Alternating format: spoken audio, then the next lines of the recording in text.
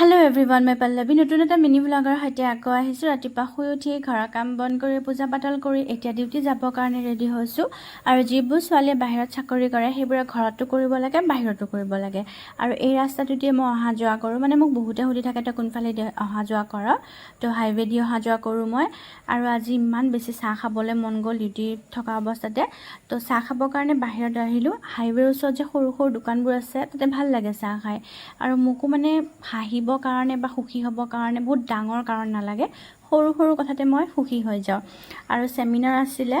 মোক লগৰ এজনে ফোন কৰি মাতিছে তো সেমিনাৰ আছিলে পাহৰি গলি নেকি একচুয়ালি পাহৰা নাছিলোঁ মই চাহখিনি খাই আহিম বুলিয়ে ভাবিছিলোঁ আৰু সেমিনাৰ ষ্টাৰ্টো হোৱা নাই মই আহি পোৱালৈকে